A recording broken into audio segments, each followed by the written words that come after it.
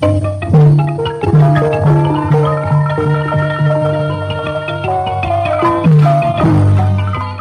ហាសង្ក្រាន្តឆ្នាំមមីអត្តស័កពុទ្ធសករាជ2570គ្រិស្តសករាជ2026មហាសករាជ1948ចុលសករាជ1388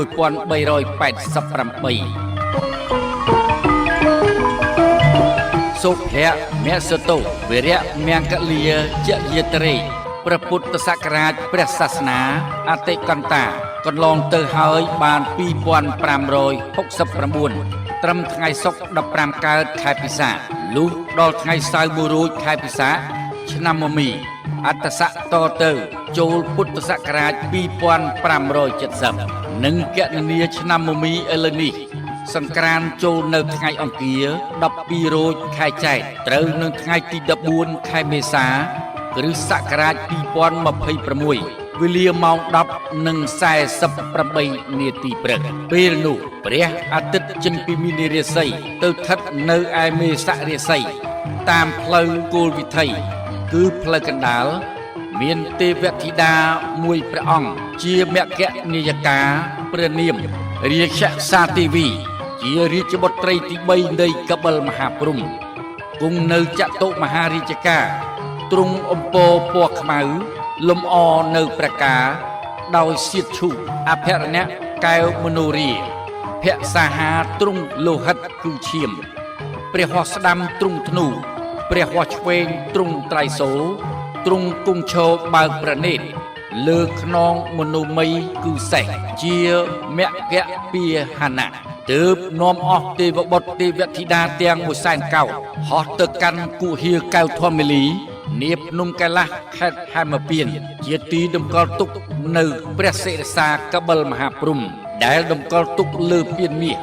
នាំមកដង្ហែប្រតិសិនភ្នំព្រះសុមេរុរាជ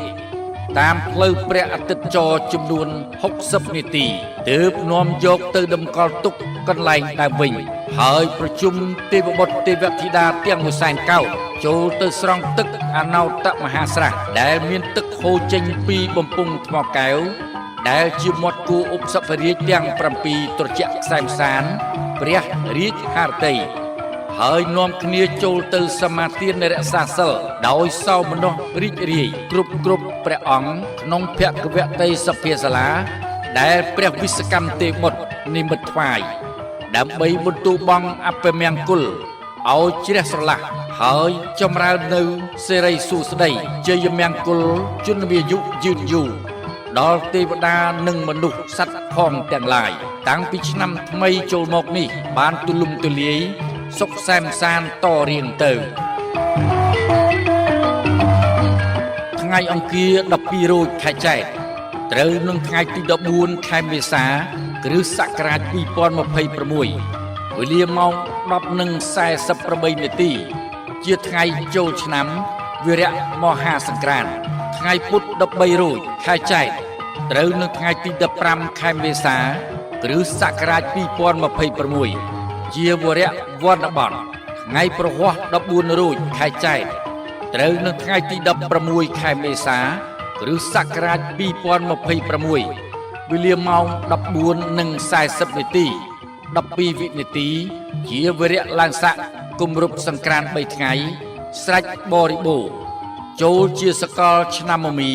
អត្តស័កមហាសករាជ1948ចុលសករាជ1388តទៅក្នុងឱកាសសង្ក្រាន្តទាំង3ថ្ងៃសូមអស់ប្រជាពលរដ្ឋប្រុសស្រីផងទាំងឡាយរៀបចំពលិកាគ្រឿងសក្ការៈបូជាអុជប្រទីបជ្វាលាថ្វាយព្រះរតនត្រ័យនិងទទួលស្វាគមន៍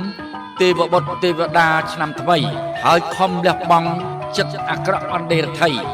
ជាចិត្តអប្រិយជាប់ដោយគំនុំគុំគួនព្យាបាទឈ្នានីសដែលកើតមានក្នុងឆ្នាំចាស់ឲ្យជ្រះស្រឡះតាំងចិត្តប្រព្រឹត្តល្អប្រកបដោយមេត្តាករុណាមុទិតាឧបេក្ខានិងបញ្ញាធ្វើបុណ្យសន្ត្រទានតាមប្រពៃណីរក្សាសិល5ឲ្យបានជាប់ជានិច្ចនោះទេវតានឹងឲ្យពោសពសាទុកា